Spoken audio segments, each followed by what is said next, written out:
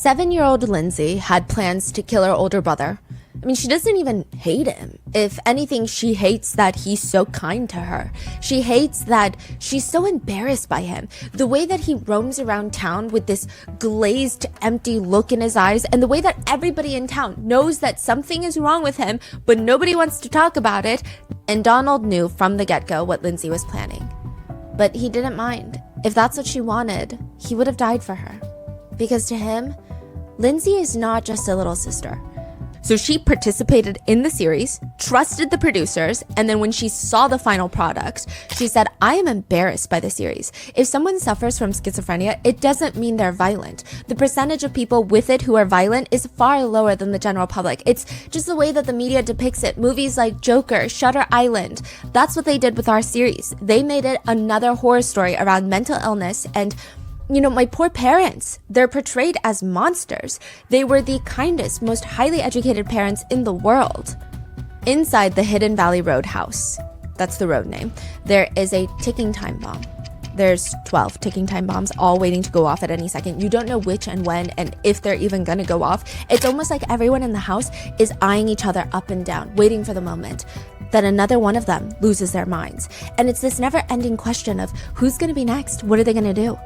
If the stress of this environment, of everyone analyzing every little emotion and move you make, and God forbid you have a mental breakdown because this is so stressful, everybody's staring at you. Uh-oh. Mimi Galvin is the mother of 12 kids. By her 5th kid, her friends are joking with her. Mimi, you should wear a ring of garlic around your thighs, to keep away the vampires. But in this case, perhaps your husband? Because that's a lot of kids. It's a joke. I mean, there's no way that having that many kids, birthing that many children is good for you. Even Mimi's doctor agrees. Mimi, you have a severe prolapse, along with a blood clot in your left leg. Meanwhile, Mimi would have to drag the kids to go grocery shopping twice a week. She had to maintain the house, keep the pantry stocked, which is not easy when you have 14 people in the family. She would have the kids push one cart, she would push one. You can't feed 14 people with one cart.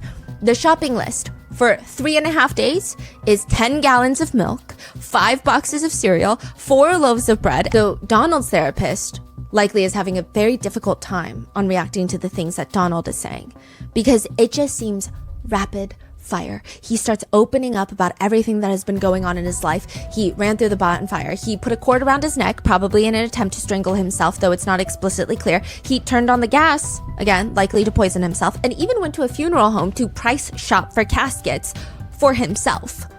And they said, let me run you through a day. 7 a.m., I wake up in bed, and I lay there for a while. I live alone, but I hear footsteps throughout the apartment, and I keep wondering, did somebody break in last night? So then I have to get up, and I check the lock. The lock is fine, but I hear the footsteps in the kitchen now, so I have to go check the kitchen. Nobody's there, so then I have to check the entire apartment at least 3 more times to make sure I'm alone. 7:30 a.m., I'm running a bath, but I keep hearing these voices inside of my apartment talking about whether leather car seats are better or cloth car seats. So I have to keep putting my head underwater to block the noises out. 8 a.m., I feel something crawling on my leg. I look down to inspect, but there's nothing. This happens about every 30 minutes throughout the day. That believed schizophrenia was caused by 2 different things. Well, maybe there were like 3 groups. One group believed that it was purely genetic. It gets passed down in your genes. One group believed that it was purely environmental. That something happens in your environment and you develop this disorder. A third, very small group felt that it was maybe a combination of both. 8 years after this book is published, a very famous man, Sigmund Freud, opens up the book, and this would end his very long-term friendship with another well-known theorist, Carl Jung. So the two were friends. This book would break up that friendship. Carl Jung was Freud's protege. He told Freud, you have to read this book on schizophrenia. Freud did not want to. He believed people with schizophrenia were all narcissists. For one, Jean has made it very clear that she does not want kids. She wants to study genetics and help cure diseases and graduate. She wants like a very busy life ahead of her. And Donald thinks, she'll come around to it. He honestly just could not believe that Jean was telling him the truth. She finds the nearest little area she can hide in, a ditch. She's ducking for cover when Donald finds her, and he tells her, I want to drown you. What? He starts going into detail about how he wants to drown her and kill her, and how he's going to do it. Dr. DeLisi and Dr. Friedman are the first researchers to study the Galvin family in depth as a whole. They had to pull each sibling's blood samples, study their genetics to see if there's something consistent in them. Because if it's true that there's a genetic component to the disorder, then all the siblings will have some sort of marker that indicates that it's present even if they don't have schizophrenia. Donald, the oldest, is the one that runs the house when the parents are gone. He's the one that we've been talking about this episode so far. He's the first one diagnosed with schizophrenia. And he's going through a lot right now. He tried to kill his wife, Jean. They get a divorce. He's in and out of mental institutions, and it's rough. Donald clearly does not like being in a hospital. At one point, even the idea of being sent to a hospital has Donald pull a knife on his mom. The other brothers have to stop him, and it's just a very difficult situation. Kathleen immediately knew that Jim had a lot of resentment towards his parents.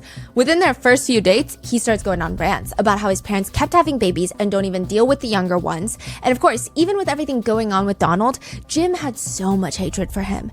This is after his diagnosis. Everyone gathered back at the house on Hidden Valley Road to celebrate. Jim and Donald start fighting physically. They start in the living room. Like a tornado, they make it to the dining room, where they're running circles around the beautifully arranged and set table.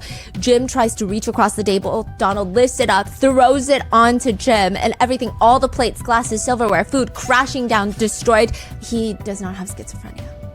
Yeah. Joe was working for United Airlines, so he was doing okay. He was a baggage handler. Things were going really well. He fell in love with a doctor's daughter. It seemed like they were going to get married, but everything starts falling apart with a knee injury. He gets this knee injury working for United, but he didn't want to file a claim for it. He gets passed for the promotion, and Joe starts losing his mind. He starts sending threatening letters to the boss, to United, the whole company, to the CEO. Unsurprisingly, they fire him, and he starts sending those same threatening letters to the White House. He starts going off the rails. His fiance leaves him. He starts seeing things. He starts running down the middle of the street, screaming at the top of his lungs, "The wolves are chasing me!" And so, one of Lindsay's earliest memories of her oldest brother, Donald, is when she's maybe 5 years old. She remembers being in her bed late at night. Donald had just gotten back from the hospital, and she could hear him in the hallway, and he just kept crying.